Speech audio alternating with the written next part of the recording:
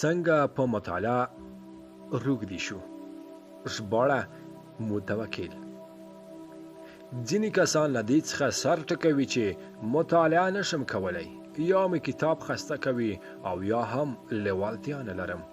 کله کله خو دوی ته دا پوښتنې هم پیدا کېږي څه وخت مطالعه وکړم، څنګه مطالعه وکړم، څه شی مطالعه کړم، په لوړ غږ مطالعه وکړم او که په پټه مطالعه وکړم.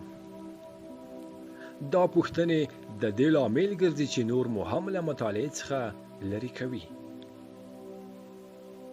دغه اسانه لارې تعقیب کړئ، ډېر ژر به په مطالعه روږدي شئ. لومړی، وخت وټاکه. د ورځې په اوږدو کې 10 دقیقې وختونه د مطالعې لپاره وټاکه. سهار، څاښت، غرمه، ماسپښین، مازدیګر او ماښام کې 10 دقیقې وخت وټاکه. ټوله ورځ کې به دې تر 1 ساعت زیاته مطالعه کړې وي. دویم، خاموشه ځای پیدا کړه. که لږ خاموشۍ ته شي نو به له مطالعې څخه بلا کیف واخلي.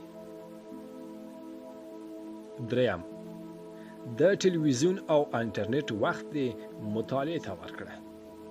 څلورم، کتابتون ته لاړ شه.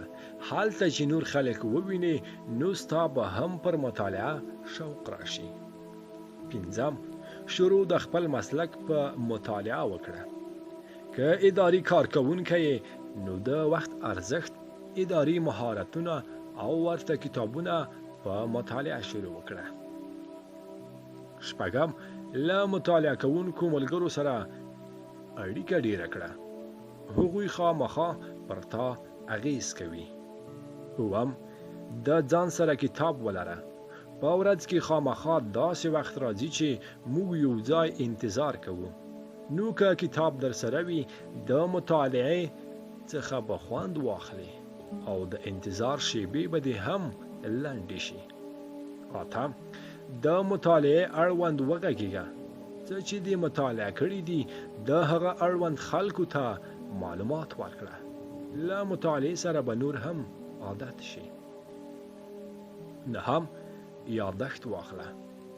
په مطالعه کې چې کوم څه ښه درته ښکاري هغه یادښت کړه. وروسته خپل یادښتونه ولوله، خوند به درکړي. لسم، په لوړ غږ یې ولوله. په خاموشۍ کې که په لوړ غږ مطالعه وکړې په مطالعه به روږدی شي. پای.